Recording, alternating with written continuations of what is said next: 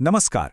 आज के इस विशेष विश्लेषण में हम एक बेहद प्रमुख भारतीय व्यक्तित्व की यात्रा पर चर्चा करने वाले हैं, जिनका सफर वाकई बिल्कुल असाधारण रहा है। यह विश्लेषण एक दिलचस्प अध्ययन है कि कैसे एक पूर्ण आध्यात्मिक जीवन और एक अत्यधिक सक्रिय राजनीतिक करियर दोनों एक ही व्यक्ति में समाहित हो सकते हैं। तो चलिए, बिना किसी देरी के इस अनोखे रूपांतरण की कहानी को गहराई से समझते हैं।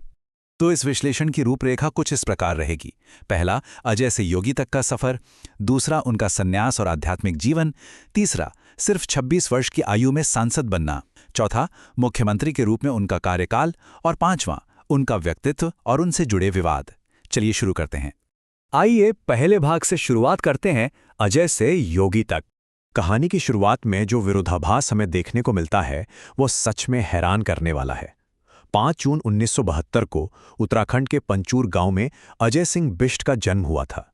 हेमवती नंदन बहुगुणा गढ़वाल विश्वविद्यालय से विज्ञान और गणित में ग्रेजुएशन करने वाले अजय का जीवन बिल्कुल एक साधारण छात्र जैसा था।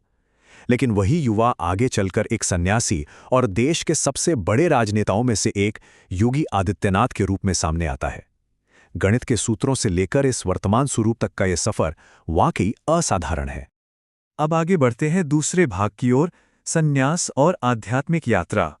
दिलचस्प बात यह है कि ये बदलाव जीवन के किसी आखिरी पड़ाव में नहीं, बल्कि युवावस्था में ही आ गया था। सबसे पहले सांसारिक जीवन का त्याग किया गया और संन्यास का मार्ग अपनाया गया। इसके बाद वे सीधे गोरखपुर के प्रसिद्ध गोरखनाथ मठ से जुड़े। यहीं उन्हें अपने गुरु महंत अवैधनाथ का सानिध्य मिला। और इसी गुरु दीक्षा के साथ अजय सिंह बिष्ट ने अपनी पुरानी पहचान को पूरी तरह पीछे छोड़ दिया और उन्हें एक नया नाम मिला, योगी आदित्यनाथ। चलिए अब तीसरे भाग पर बात करते हैं, राजनीति में प्रवेश और 26 वर्ष की उम्र में सांसद बनना। 26! जरा सोचिए, भारतीय राजनीति में इस उम्र को कितना युवा माना जाता है। लेकिन साल 1998 में इसी उम्र में पहली बार गोरखपुर से लोकसभा का चुनाव लड़कर उन्होंने जीत हासिल की।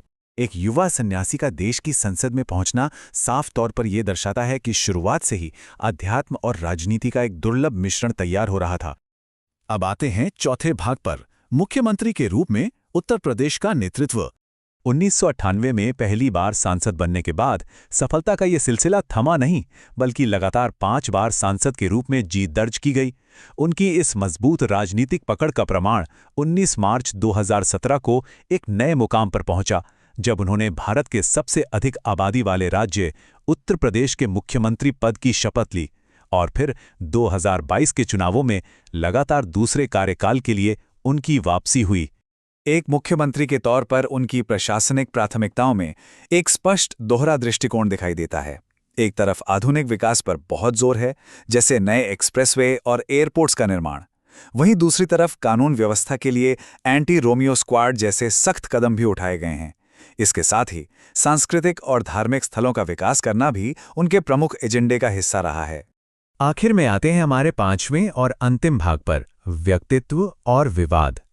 काम करने के तरीके और सार्वजनिक छवि की बात करें तो राजनीतिक हलकों में उन्हें अक्सर एक सख्त, अनुशासित और तेज निर्णय लेने वाले नेता के रूप में देखा जाता है। इसके अलावा एक मजबूत हिंदुत्व विचारधारा का समर्थन हमेशा से स्पष्ट रहा है।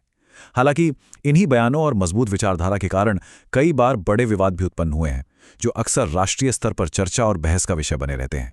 गणित के एक साधारण छात्र से लेकर गोरखनाथ मठ के महंत और फिर एक राज्य के मुख्यमंत्री तक की ये यात्रा कई मायनों में असाधारण है। ये जीवन आध्यात्म और राजनीति के एक बेहद अनोखे मिश्रण को प्रस्तुत करता है। लेकिन अंत में एक बहुत ही महत्वपूर्ण सवाल सामने आता है, क्या आध्यात्म और सक्रिय राजनीति का ये विशिष्ट मिश्रण भविष्य की भारतीय राजनीति के लिए एक नया मॉडल या नई दिशा तय करेगा?